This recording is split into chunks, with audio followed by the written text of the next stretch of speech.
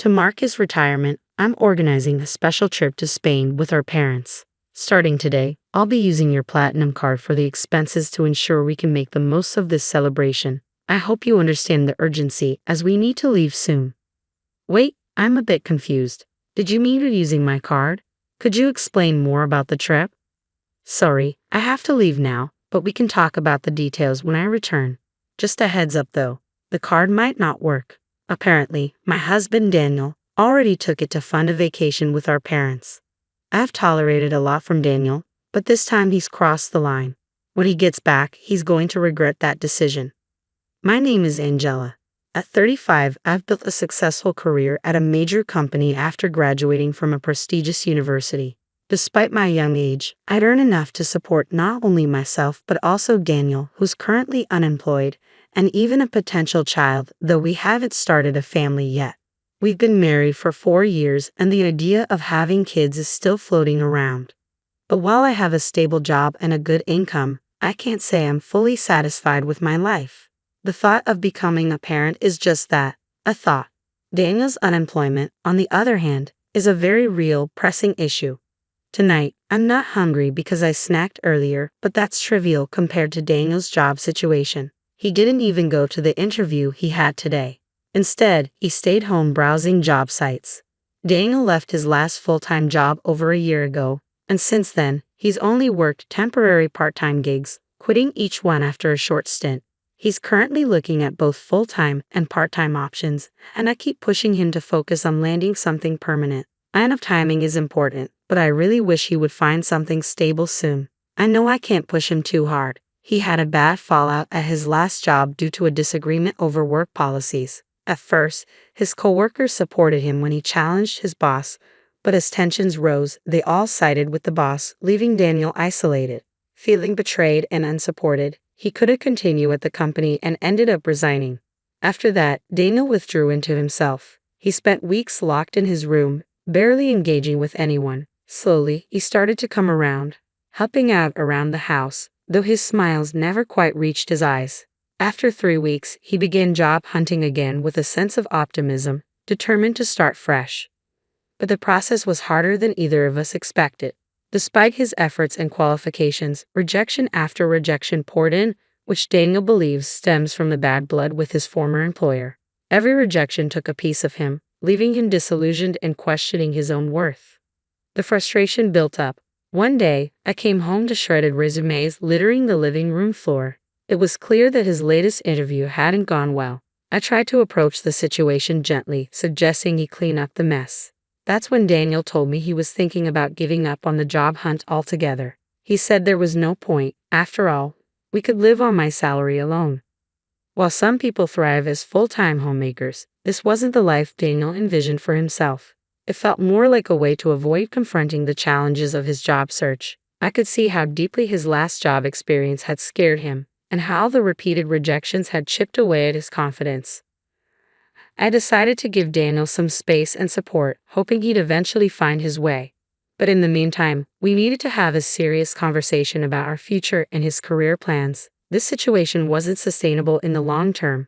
I've always been dedicated to my work, and I knew this extended break wasn't about idling away. For me, it was a period of preparation for what was coming next. It's good to hear you're focusing on the future, I said, trying to reassure myself as much as him. Living close to my in-laws, Daniel's mom, Helen, and his dad, Peter, had its own dynamics. They began visiting more frequently after Daniel quit his job, probably out of concern. When they heard he was gearing up for his next career move, they seemed visibly relieved, but the reality was different. "The beer's running low. Can you pick some up on your way home?" I asked one evening. "Again? You're drinking too much. Maybe try to cut back a bit," I gently suggested. "Fine, I won't ask again. I'll just get it myself," Daniel snapped, his tone sharper than usual. Despite the appearance of preparing for a new job, Daniel wasn't making any real progress. His days were filled with TV and beer, and I could tell he was embarrassed about his unemployment. To protect his pride, I chose not to disclose the full extent of his inactivity to his parents. After more than 4 months without any job hunting activity, I realized it was time to address the elephant in the room. "Daniel, maybe it's time to start looking for work again. You seem more settled now. I ventured cautiously. What? It's only been 7 months since I left my last job, and you want me to go back already? After everything that happened, he replied, his voice a mix of disbelief and irritation. I could feel the tension rising, but I knew we couldn't avoid this conversation any longer. I just think the break has been quite long. Let's not drag this out, I press, hoping to push the conversation forward. Stop nagging. You can't understand my feelings when your job is going well. I have my struggles too, you know. Everyone faces work problems and relationship issues. Daniel shot back, frustration bubbling to the surface. Despite the tension, Daniel eventually agreed to start job hunting, which felt like a small victory. But the conversation had clearly upset him, and he walked out, still fuming. When things calmed down, I planned to apologize, hoping to smooth things over.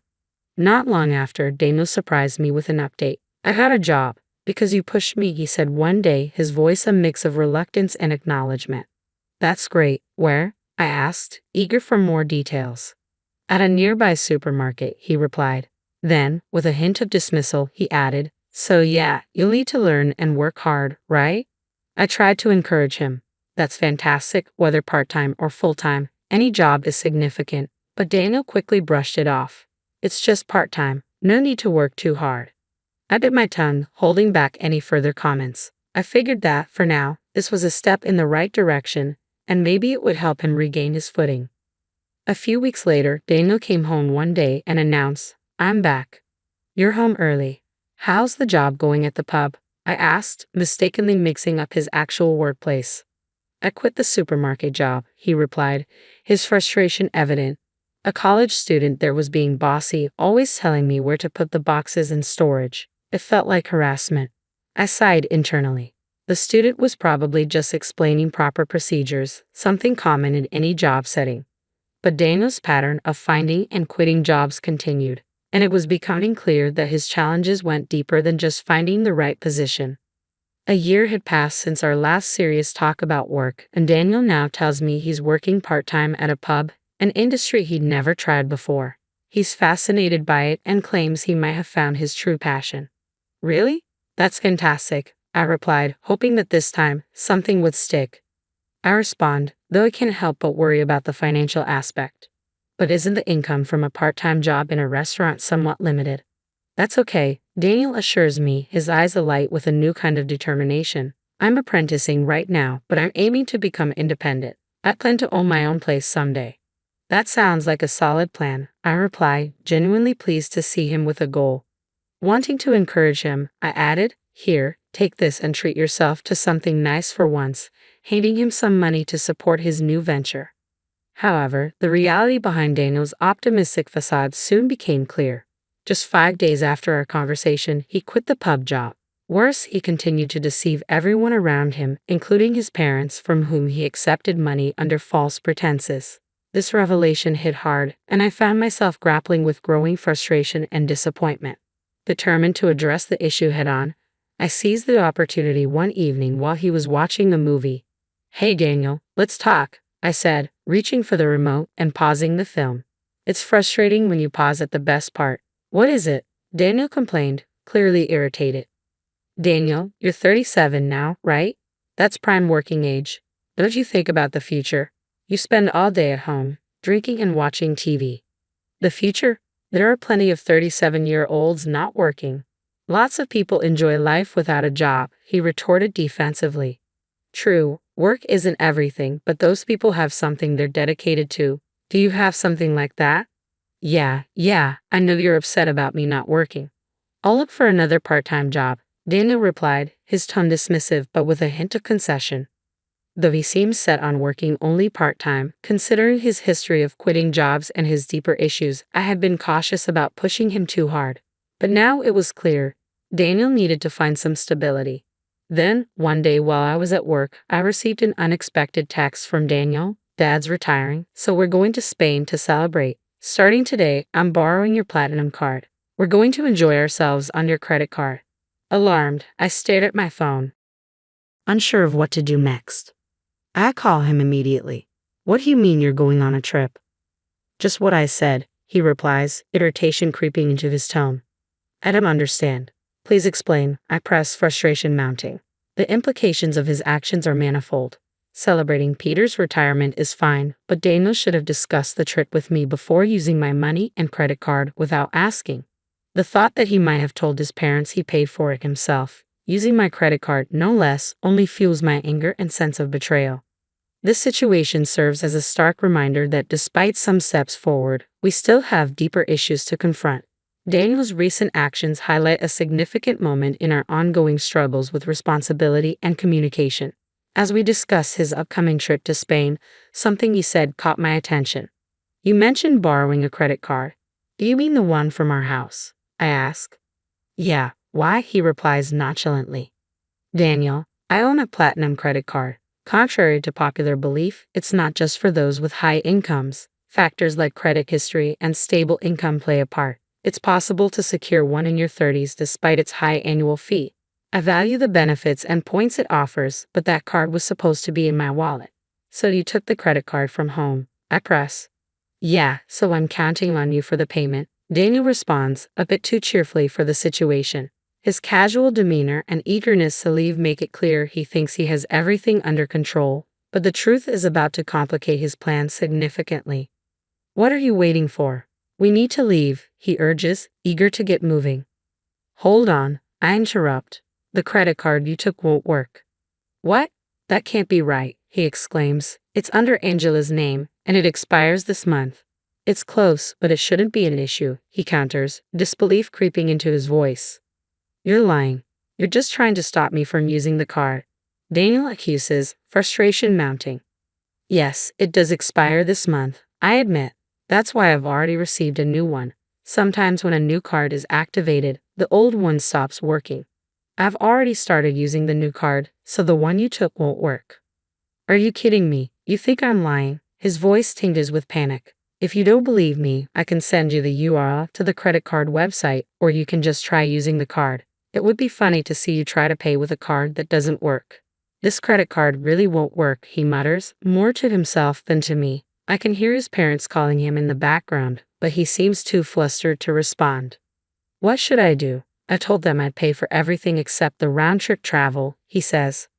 Oh, they covered the flight? I ask, realizing the gravity of his situation. Yes, Dad felt bad about covering all the trip costs, Daniel explains, a hint of relief in his voice. What should I do? I'm about to take a cab, and I don't even have money for that. That's not my problem, I respond firmly. You said you would pay for everything except the flight. Using my credit card in the first place was wrong. You should pay with your own money. How can I? I don't have any money right now, Daniel exclaims, the reality of his predicament sinking in. Daniel, you haven't been taking work seriously, I conclude, watching the situation unfold as a stark reminder of the broader issues at play.